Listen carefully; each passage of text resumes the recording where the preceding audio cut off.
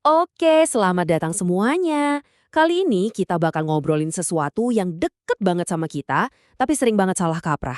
Yup, kita akan kupas tuntas soal energi panas. Kita kan ngerasain ini setiap hari ya, tapi apa sih itu sebenarnya? Yuk kita bedah bareng-bareng. Coba bayangin deh, skenario yang pasti sering banget kita alami. Pagi-pagi bikin kopi atau teh panas. Terus kita aduk pakai sendok logam yang dingin. Seketika sendoknya jadi anget kan? Nah pertanyaannya simpel aja. Kenapa bisa begitu? Yang kita rasain di sendok itu kalor atau suhu? Ini nih pertanyaan kunci yang bakal jadi panduan kita. Gini, kita emang sering banget kan nyebut kata kalor dan suhu seolah-olah artinya sama aja. Kayak, waduh kalornya panas banget hari ini. Padahal yang kita maksud itu suhunya. Nah ini dia, dalam dunia fisika, dua kata ini artinya beda banget. Jauh malah. Oke, kalau gitu ayo kita jejerin dan lihat apa sih bedanya kalor sama suhu. Ngerti ini nih penting banget karena ini kuncinya buat ngebuka semua rahasia selanjutnya. Lihat perbandingan ini deh. Gampangnya gini, suhu itu ukuran.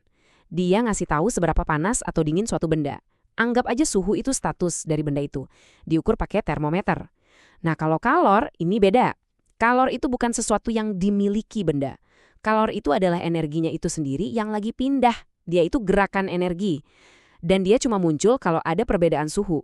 Selalu ngalir dari yang panas ke yang dingin.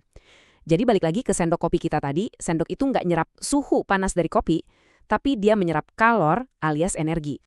Definisi ini ngena banget. Kalor itu energi yang lagi transit, lagi dalam perjalanan. Dia cuma eksis pas lagi gerak. Begitu energinya udah nyampe, dan si benda dingin jadi hangat, ya udah, kita nggak sebut itu kalor lagi. Dia udah jadi bagian dari energi internal benda itu. Oke, biar makin kebayang cara kerja kalor, kita bakal ikuti sebuah cerita seru nih. Cerita tentang perjalanan sebongkah es batu yang kita panasin. Dari sini, kita akan lihat dua sihir yang bisa dilakukan oleh kalor. Kita mulai dari sini ya, kita punya es batu, masih beku banget, suhunya minus 10 derajat Celcius.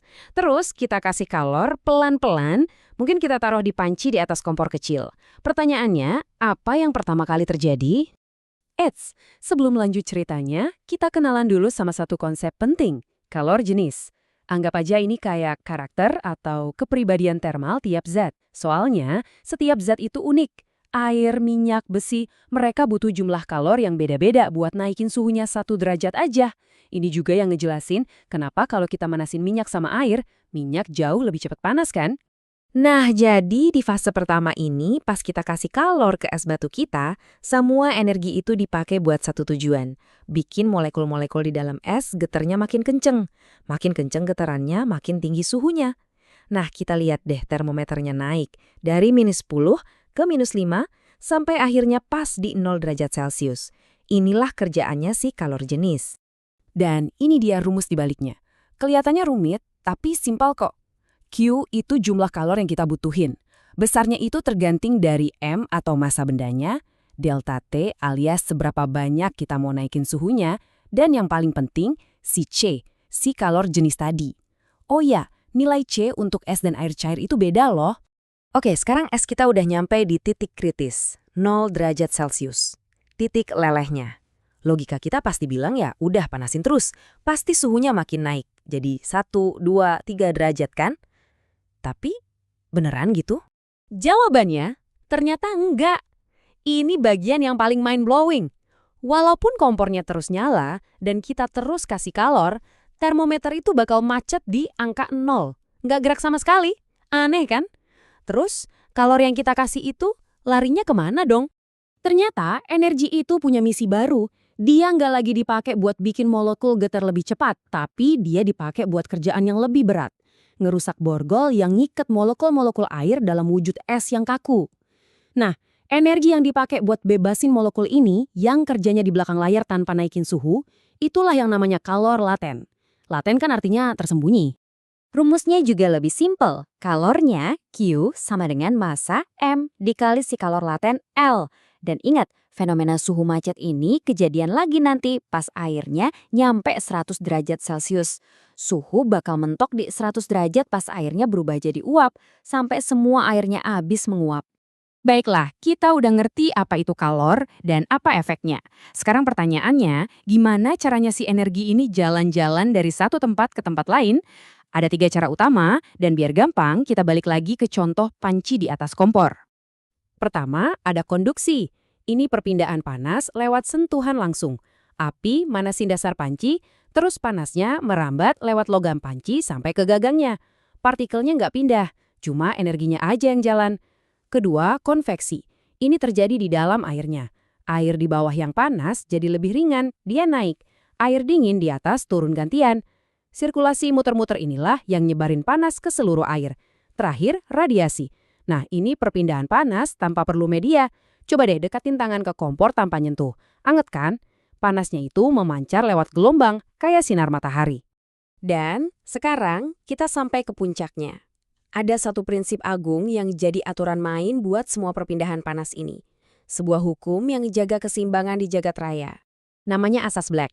Konsepnya simple tapi powerful banget. Intinya gini, dalam sistem yang tertutup rapat, bayangin aja termos yang bagus banget, kalor itu nggak bisa kabur keluar, dan nggak ada kalor dari luar yang bisa masuk. Jadi, semua energi yang ada di dalam situ cuma pindah-pindahan aja, dari benda yang panas ke benda yang dingin, sampai suhu mereka jadi sama. Atau bisa dibilang jumlah kalor yang dilepas oleh si benda panas bakal sama persis dengan jumlah kalor yang diterima sama si benda dingin. Sama persis. Nggak ada yang hilang di tengah jalan. Jadi energi yang keluar dari kopi kita tadi jumlahnya ya segitu-gitunya yang masuk ke sendok. Sempurna, seimbang. Oke, jadi mari kita rangkum poin-poin pentingnya. Pertama, ingat ya, kalor itu energi yang lagi gerak. Suhu itu ukurannya. Kedua, kalor jenis itu buat naikin suhu, sementara kalor laten itu buat ngubah wujud kayak dari es jadi air. Ketiga, kalor bisa pindah lewat 3 cara, konduksi, konveksi, dan radiasi. Dan yang terakhir, yang paling fundamental, energi itu kekal. Kalor yang dilepas sama dengan kalor yang diterima, nggak ada yang sia-sia. Nah, sekarang setelah kita tahu semua aturannya, coba deh lihat sekeliling kita. Kenapa ada angin darat dan angin laut? Itu konveksi. Kenapa termos bisa nahan panas? Karena desainnya ngelawan konduksi dan radiasi. Bahkan, oven pizza yang sempurna itu adalah gabungan dahsyat dari ketiganya. Prinsip-prinsip ini ada di mana-mana. Pertanyaannya sekarang, di mana lagi Anda bisa menemukannya hari ini?